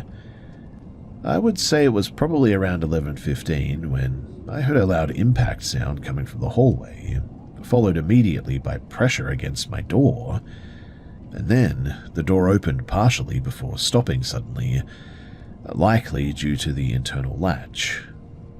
I moved to the bathroom, locked the door, and contacted a friend who lived nearby. He arrived within 10 minutes, and by that time, the hallway was quiet again. We inspected the apartment and found no signs of theft or disturbance inside. The door frame showed some minor damage consistent with somebody trying to get in, but thankfully the damage seemed pretty minimal. We then went to the building security office to request footage from the hallway cameras. After some delay, the guard accessed the recording, and the footage showed the same individual that I had seen earlier entering the hallway and approaching my apartment. In fact, he followed me the whole way up. He manipulated the lock and he opened the door before abruptly leaving all of a sudden, moving quickly toward the building's exit. The guard stated that he had noticed the individual entering due to high foot traffic during that time window, but I know it was just because he was probably preoccupied with something else. The guards there were just terrible, to be honest. Local police were contacted, though, and they reviewed the footage. They canvassed the residents on the floor and the adjacent units, and nobody recognized this person. The video quality was sort of insufficient for clear identification, but there were some fingerprints recovered from the door. In the weeks that followed, I contacted the police twice for updates, and on the second occasion, they gave me some very disturbing information. So, apparently, this guy was known to the police. He had been locked up before, and at first they wouldn't give me any information as to what he was locked up for, but then one of the female officers who I spoke on the phone with basically said to me that this guy was a known criminal and had been known to, well, assault people, is how she put it. I don't know exactly what that means, but obviously it sounds terrible, and so I got some extra security for my door from that point, and I always made sure to check behind me as I was going about my business, especially when I was coming home. Thankfully, nothing else happened after that, and really, I think I just got lucky that day. Watching the footage, it seemed like the guy got spooked by something, that he backed out at the last second perhaps, because honestly, that chain, well, he could have broken it very easily.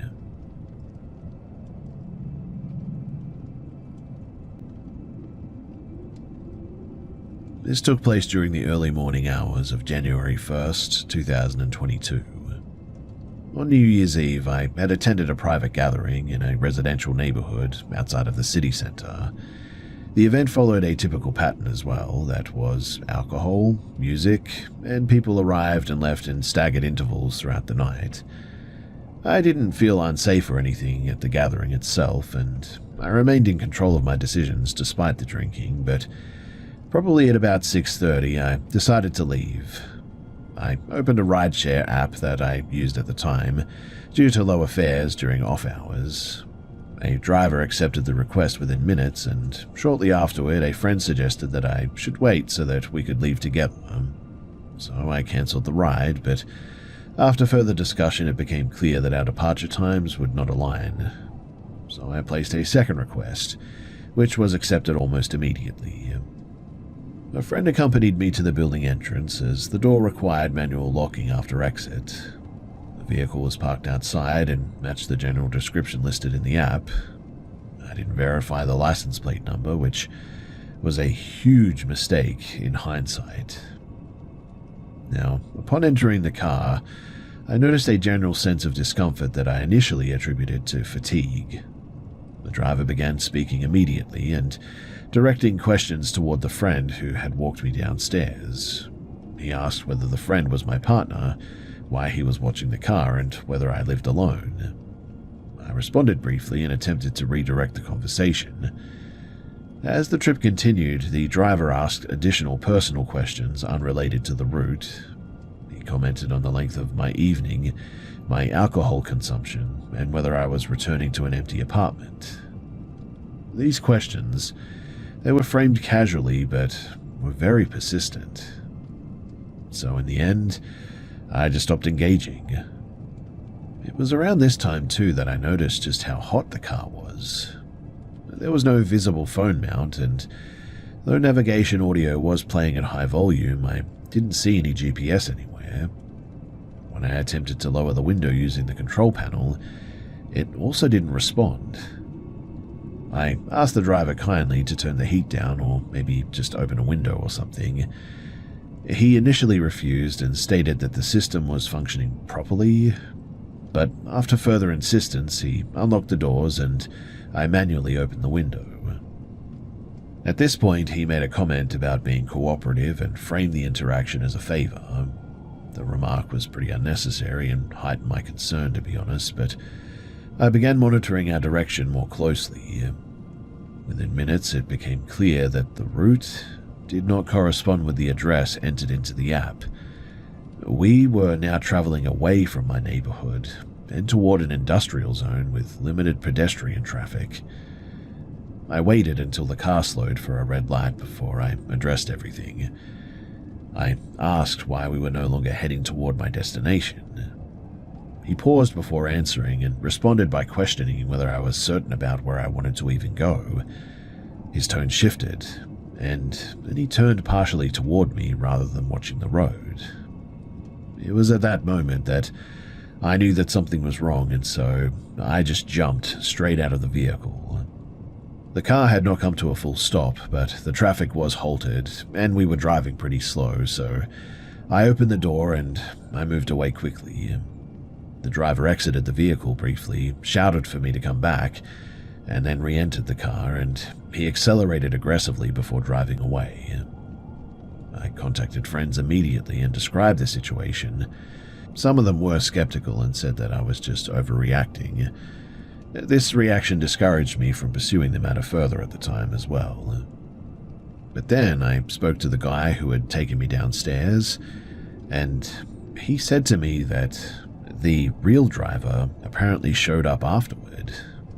He remembered me talking about how I had cancelled a ride beforehand, and so he assumed that this ride was just a bit of a mix-up, and so he told the guy that the ride was cancelled, and apparently the driver was pretty upset about this, but he ended up leaving, and so he didn't think too much of it.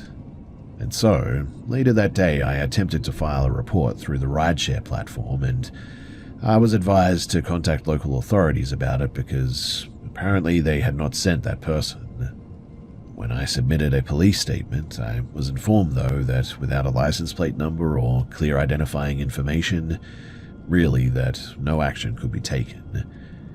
The platform declined responsibility pending police findings, and after that, no follow-up occurred. After that, though, I stopped using that service permanently. Never again is what I kept telling myself, and I adjusted my travel habits too. These days, too, I always check vehicle details, share trip progress with others, and always avoid solo rides, especially during early morning hours, whenever I can.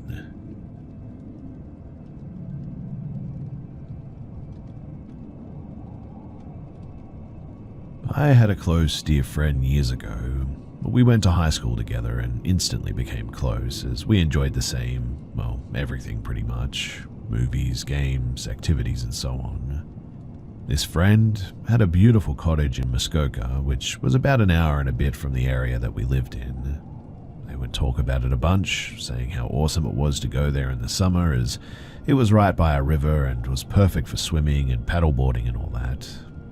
They also said that it was kind of haunted though, just a passing comment about how it was spooky, how they'd hear things at night, how it was probably home to a ghost. They always said this jokingly, like it was no big deal, so we'd usually laugh at the idea that their beautiful and pretty much newly built cottage was actually a ghost house. Fast forward a couple of years and they invite me out to their cottage in October. The family was going up and my friend asked if I could come with them. I was super excited to go because I'd never really been to Muskoka and knew how beautiful it could be, especially in the fall, and also how often my friend mentioned the fun that they'd have at that cottage. I want to now preface what comes next with the fact that I have never had any paranormal stuff happen to me, ever. I don't disbelieve it and never have, but I've never been in a position where I'd feel like, okay, this is definitely paranormal stuff, until this event. So we get to where the cottage is located in this small community called Matthiasville. As soon as we enter, I just get this weird feeling, like a shadow had been cast over me. It was a beautiful sunny day with good vibes, all the way up until we crossed the bridge that led into the community. The weather suddenly turned overcast, but it wasn't that. There was a heavy and weird energy there. We're driving along the riverside for some time, and I tell my friend about the energy feeling, to which they said, "Oh, I know, it's weird, right? Like heavy." Things lighten up. However, when we arrive at the cottage, this place was absolutely beautiful. New build, 3 floors, big deck on the second floor, and tons of windows that went floor to ceiling. It overlooked the river, and it had a forest trail at the back even. The trail was way too thick with brush and wood to even try to navigate, so we spent a lot of our time out by the water and on the big deck just sort of chilling. We drive into the nearest town, Bracebridge, for some outings, and at night we dedicated our time to beating the COD World at War campaign split screen. It was an absolute blast. We went for a long day walk too and saw some of the interesting points of Matthiasville, a big dam, and beyond that a strange and small sort of graveyard that was situated on a slight hill at the very tip end of the community. All the graves were pretty old and some of them were unmarked. Others you couldn't even make out what the stones had written on them. It was eerie, but nothing out of the ordinary happened for the first 2 nights that we spent there, so I just thought that it was all a nothing burger. Now, on the 3rd and last night, the dad had to head home early for some work stuff, so it was just my friend, their mum, and myself hanging out for the night. The mum was sleeping in the loft way up on the 3rd floor, and we made the basement floor our home for the weekend. We decided to watch a movie and eat some snacks, but when that was finished, I suggested that we go out for a night walk since it was a clear night with a big moon out, and I loved going for night strolls. Plus, we hadn't really been out and about after dark, and the place was pretty beautiful at night too. My friend, though, was really against this. They said that the place was spooky enough during the day, let alone at night. But I managed to convince them, and so out we went. We were walking along the road that went along the river, towards the dam and the end of the community where the graveyard was. We made it about a quarter of the way when my friend stopped dead in their tracks. I looked back to see what was up, and they were just sort of standing there, and they looked defensive. I asked what was up, and they said, "We need to go back, like now. This feels weird and I don't like it at all." I asked if they were scared, like if they heard an animal or something. And as soon as I asked that, we heard what I can only describe as a deep and loud crackling and snapping of wood in the dense forest above us, on a rocky ridge that was beside the road, opposite side of the river. I looked up to where we heard it, and it suddenly felt like everything just hushed. Crickets and all other nighttime sounds seemed to have just completely stopped. My friend quietly said my name. I looked back at them, And then suddenly, the bushes and the shrubs underneath the ridge on the other side of the road just exploded, as if something huge jumped in them and thrashed around. This made us bolt, and I remember just saying run as I followed behind my friend. We ran non-stop straight to the basement door of the cottage. We got there in minutes, but it felt like seconds. We ran straight into the basement bedroom, and we both hopped into the bed. I remember saying that it was likely a coyote or a raccoon or something, but as soon as I said those words, a creaking started forming up above us in the living area of the first floor. The creaking soon turned into slow, heavy footsteps, back and forth, and loud as if someone was wearing work boots or something. I remember my friend through tears saying, "Does that sound like a coyote to you?" I cannot even describe the absolute feeling of dread that just suddenly washed over me, like there was something up there taunting us. We lay in complete silence for what felt like hours. We got into the bed at around 3 a.m. after our walk, which turned into a run, and the footsteps didn't stop for an hour or so at least. Eventually, I remember finally falling asleep at about 6 in the morning. When we woke up, the first thing that we did, of course, was ask the mum if she had been awake last night at around 3 a.m., and she assured us that she wasn't. She hadn't even gotten up once to use the bathroom, she said. Even if she did, we should have been able to have heard her door open and then the footsteps down the loft stairs. I mean, everything was open concept on the first floor, so it was easy to hear things going on there. After that, though, we packed up and left, and my friend's parents sold the cottage a couple of years later, and I don't think any of them went back once after that weekend. I was curious about the area afterward, though, so I eventually did some Googling and learned that there was once a sawmill or something like that, and a tragic accident happened there. I believe the owner's son drowned or had a bad accident in the mill or something tragic like that. I want to say that that could be a factor here, but honestly, who knows? All I know is that night, I heard heavy, clear and loud footsteps pacing around above us on the first floor. And that was my first and only paranormal experience that I will never, ever forget.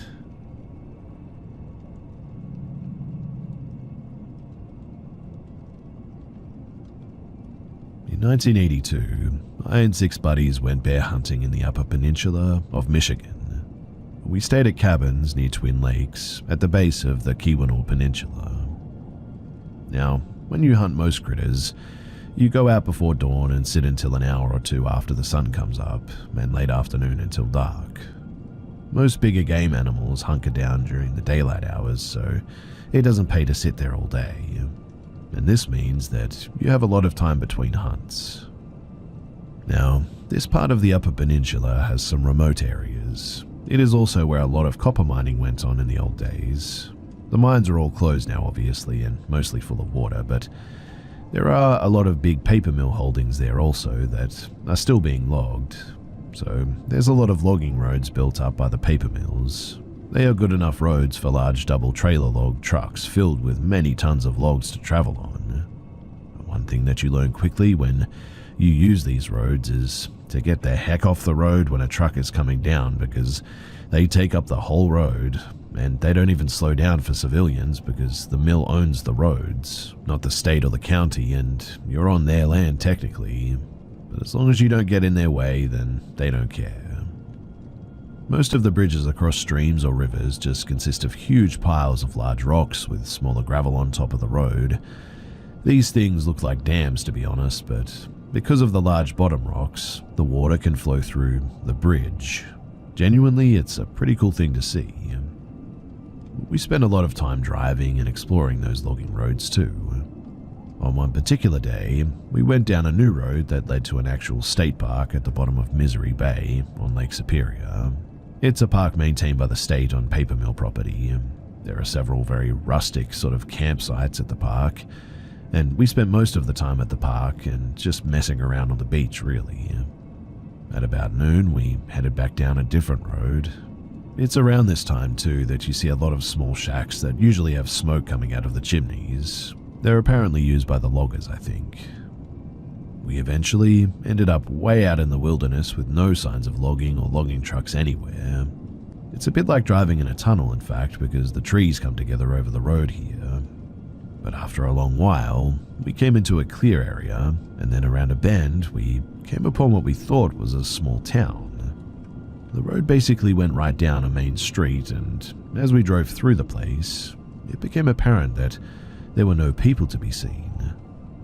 We came to a building that was kind of a store, I guess, so we stopped there.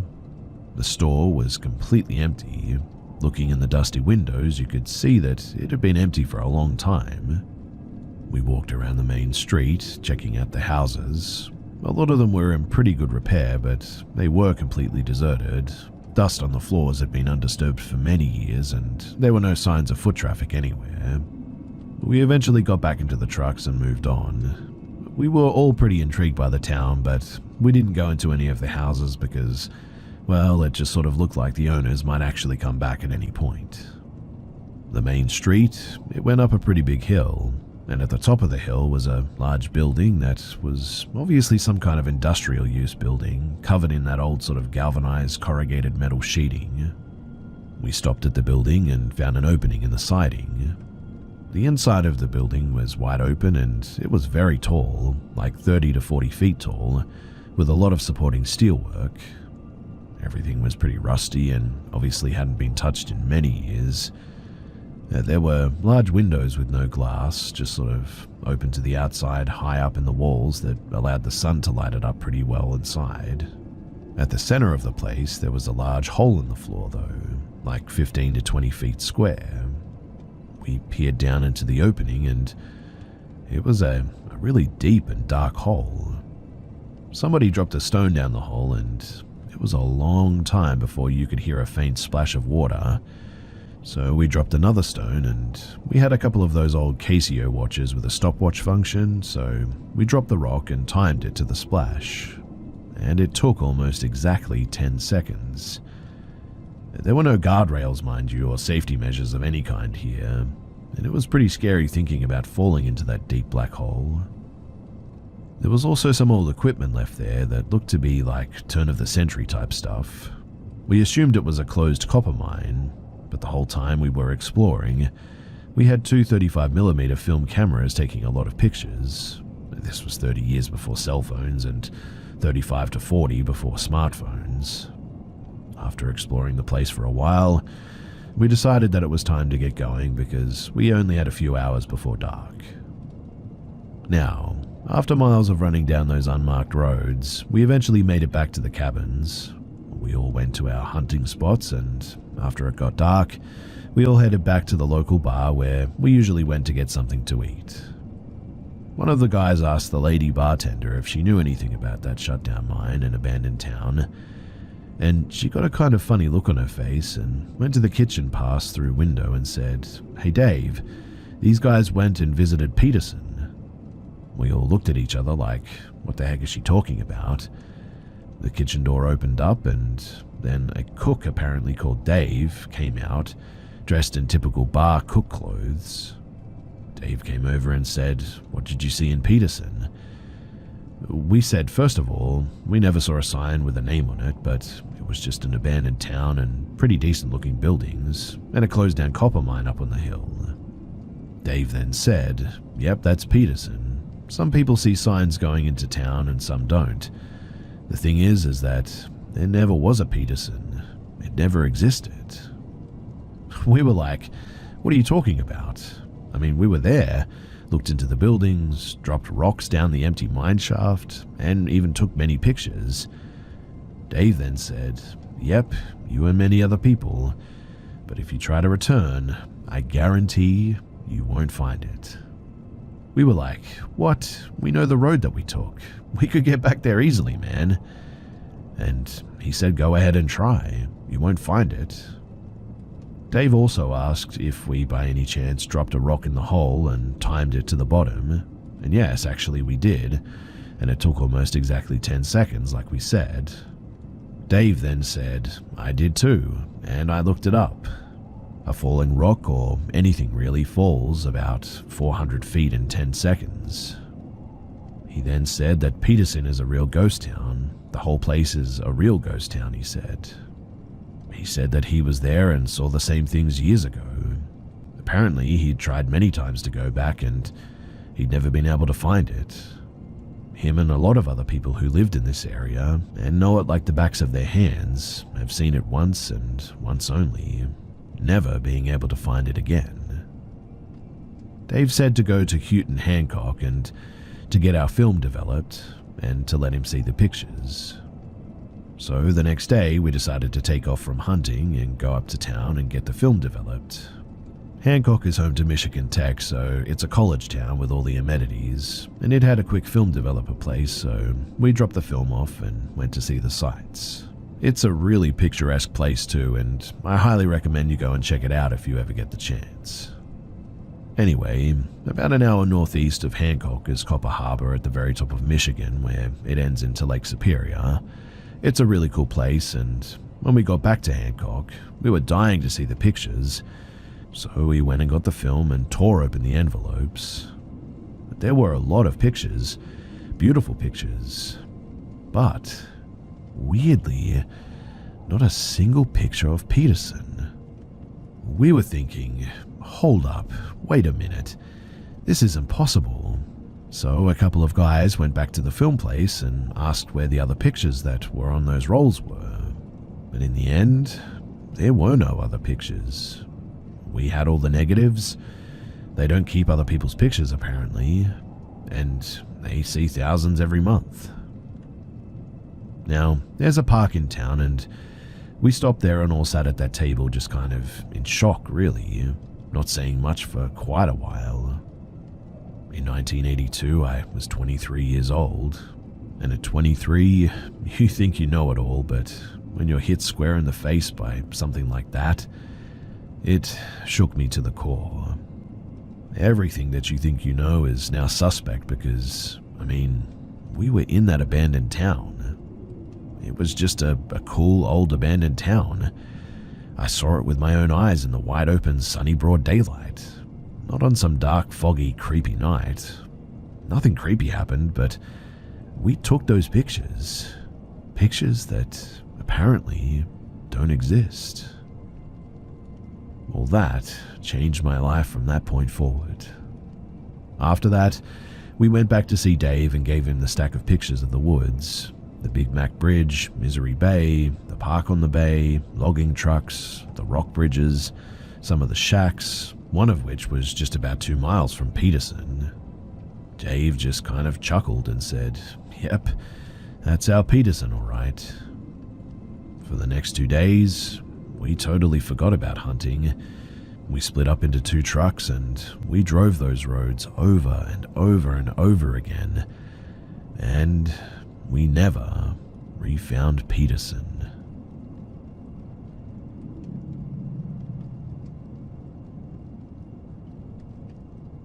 Years ago, I was in rehab for drug addiction. I did 5 months in rehab, then 6 months of sober living following that. This occurred the last few weeks of being in rehab before going to sober living. Now, I met hundreds of addicts.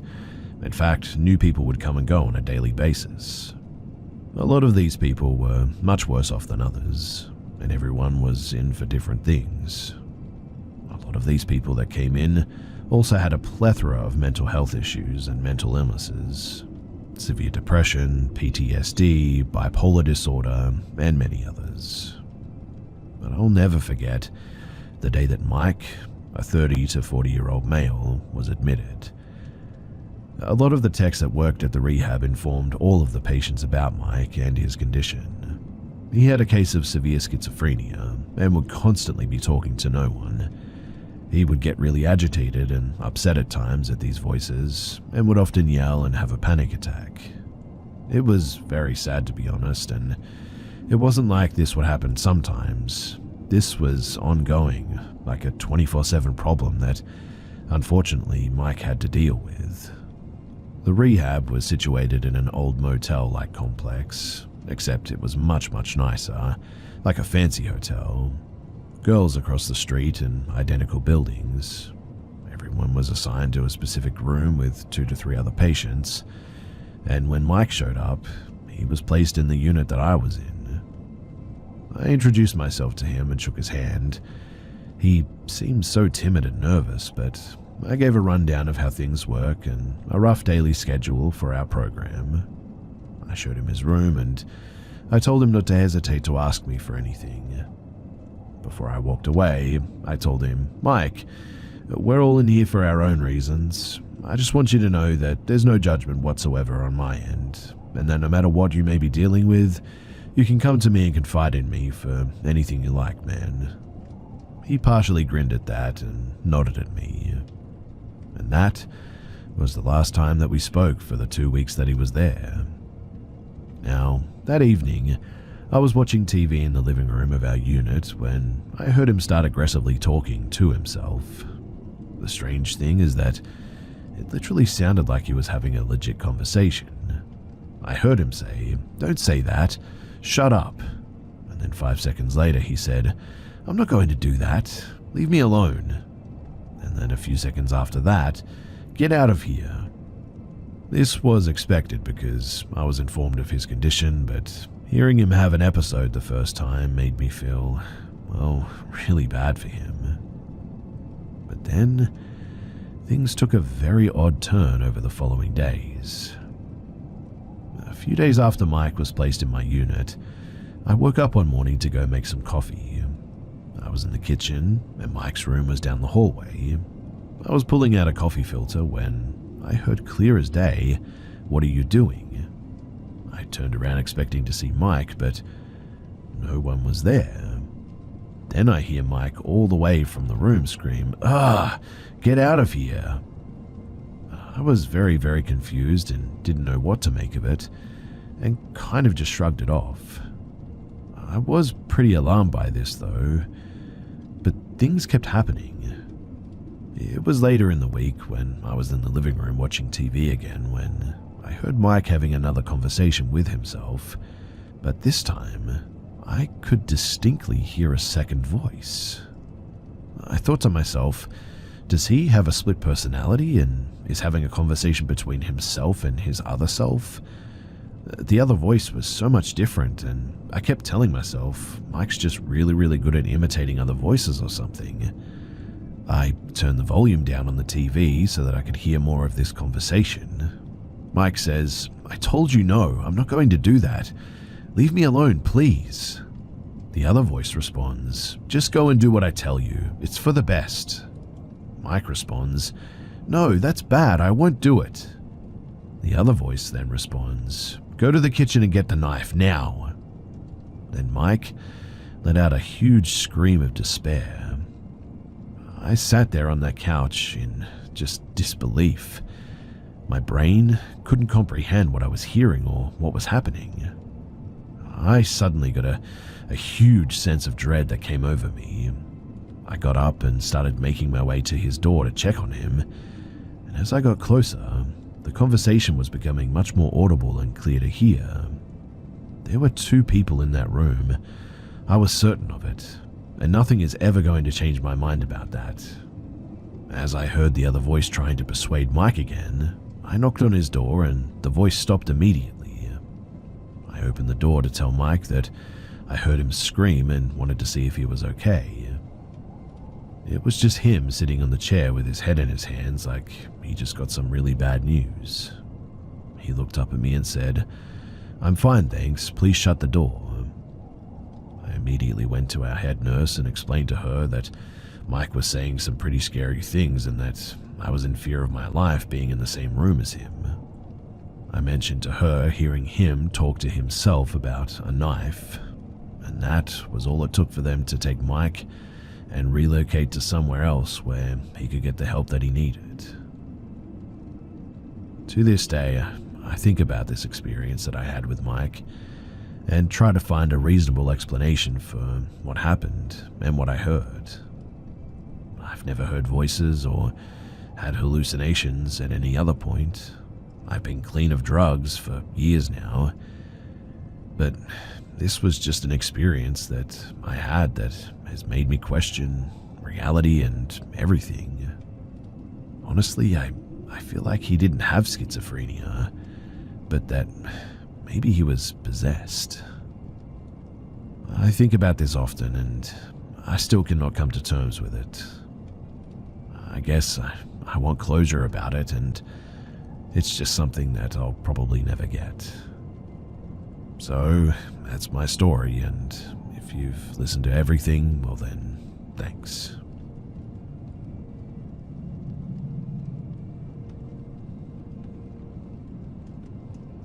This is probably the weirdest paranormal or unexplainable experience that I've had.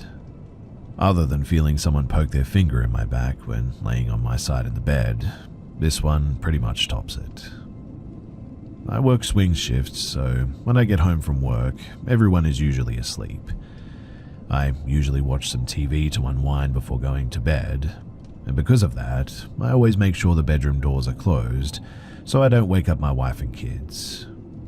Now, when I got home one evening, I noticed the master bedroom door was closed but not latched, so I figured that should be fine. But a few minutes later, I hear psst coming from the master bedroom. I look, and now the door is ajar enough to stick your head out. I figured the wife is feeling frisky, so I jump up and walk into the bedroom. But she is in bed covered up, and I'm thinking, she's pretending to be asleep. I climb in bed and tell her to stop playing. She wakes up though, and I could tell that she wasn't pretending. We've been married a long time now, so I know how she is when she wakes up. Long story short, I explained to her what happened, and she's weirded out like I was. Genuinely, it made my skin crawl, and it was hard to fall asleep that night. Ever since that night, I randomly feel something around me too, like the hair on my neck will stand up. I feel like I'm being watched.